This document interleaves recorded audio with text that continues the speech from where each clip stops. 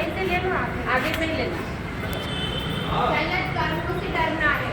कर्म जो तो हमें तो कुछ नहीं पता होता कि कर्म होते क्या है, धर्म होता क्या है। बस हम अपने कर्म और धर्म करते रहते हैं। हमसे कई दिन भर में पाप होते हैं। पाप यानी हमारे जैन धर्म के अंदर चींटी को मारना भी एक बहुत बड़ा पाप बताया, जो कि हमारे साधु, आपको पता है दिगंबर जैन साधु पैदल चलते हैं, हमेशा ऑल इंडिया में विहार करते हैं और उनके साथ एक मोर पंख की पिछी होती है। वो पिछी इतना काम करती है कि इतनी सी चिंटी अगर जमीन पर हो तो हमारे साधु बैठते हैं तो उसको मार्जिन करके बैठते हैं ताकि वो चिंटी भी ना मर जाए, उनकी जान कर सकते। ऐसे तो हम दिन भर में पाप कर रहे हैं, हमें नहीं पता, हम कहाँ का देख के तो चल नहीं रहे।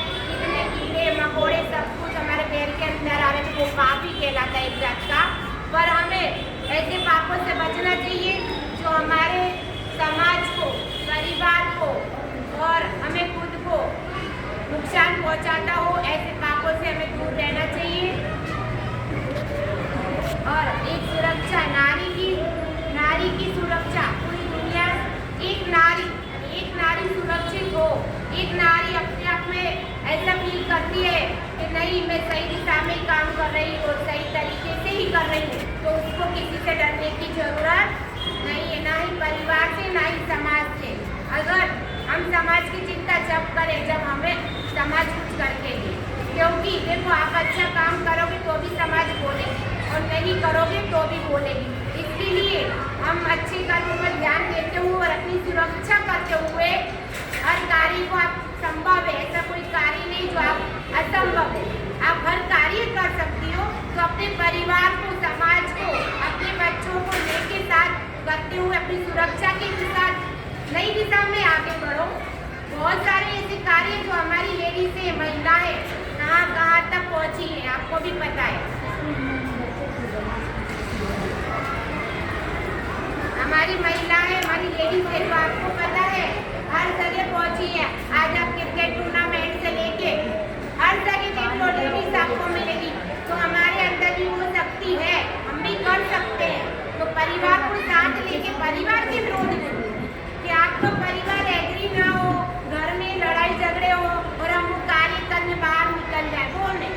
परिवार का सपोर्ट, परिवार का साथ लेके आप आगे बढ़ो, नई दिशा दो, क्योंकि राजनीति भी जरूरी है। अगर हर जगह राजनीति है तो लेडीज यार बहुत कम राजनीति में दिखती है। तो मैं तो यही चाहती हूँ कि राजनीति में भी आगे बढ़ो, पर अपनी जगह खुद बनाओ, कोई बना के नहीं देगा।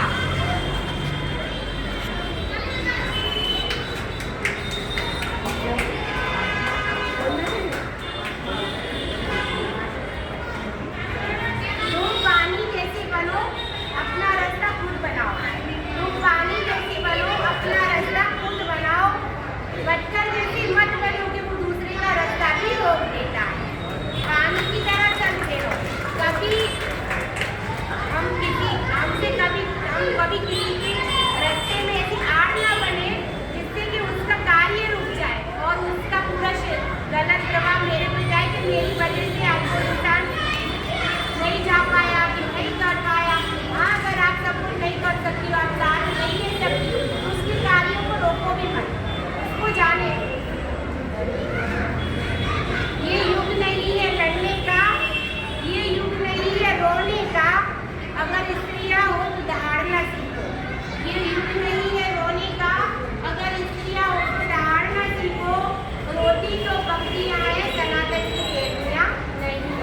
पहले के जमाने में तो आपको पता है, गांव में मैं एमपी से बिलोंग करती हूँ, मेरी जन्मभूमि एमपी है, ससुराल राजस्थान से है और 25 साल से गुजरात में रह रही हूँ। तो हमारे एमपी में हमने आंखों देखा है कि जब शादियाँ होती थी छोटी छोटी उम्र में, 12-13 साल में शादी करते थे। मेरी शादी कुल 16 साल में हुई है। तो उस टाइम पे दहेज के लिए लेडीज को, लड़कियों बहुओं को मार देते थे, जला देते थे, घर में ही काट देते थे, खड्डा खोद के, किसी को पता नहीं चलने देते थे। तो अब वो जमाना नहीं रहा। पहले अंदर ही अंदर लेडीज रोटी भी, दारू पी के घर वाले आते थे, हस्बैंड आते थे, मारते थे, कूटते थे, सब कुछ सहन करती थी, पर बाहर कुछ नहीं कहती थी। समाज की डर से, परिवार की डर से, क्या कहेगा समाज, क्या कहेंगे लोग। तो अभी उस सब की परवाह छोड़ो कि क्या कहेंगे लोग। लोगों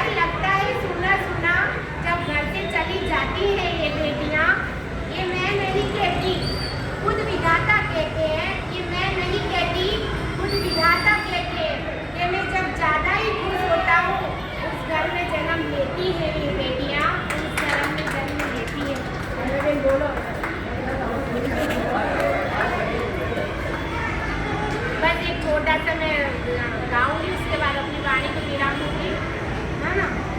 और आप लोगों को कुछ भी बोलना हो तो आप ये मंच से बोल सकते हो, बेफिक्र होके, बिल्कुल टेंशन भी ना। आज आपके मन में कुछ विकल्प चल रहे हो, कुछ परेशानियाँ चल रही हो, तो आप किससे कहोगे?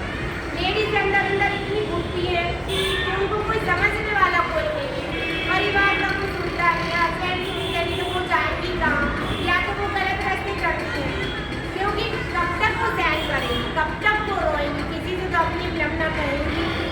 इसीलिए आप लोग में भी कुछ ऐसी क्षमता है तो आप लोग भी यहाँ पे आके बोल सकते हो। वेलकम है आपका।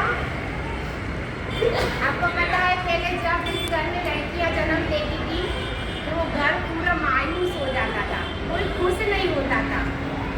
पर आज बेटियों की मांग है, क्योंकि आज हमारी बेटी कहाँ नहीं है। हर जगह आप मॉल में जाओ, कहीं भी बोलो, जाओ, बोलो भाई। स्टाफ बेटियों का मिलता है। कहीं भी जाओगे बेटियां ही नजर आएंगी हर जगह। तो आज बेटियों पे लोग बिंदास भ्रष्ट कर रहे हैं कि नहीं, बेटियां हैं तो आज है हमारा, कल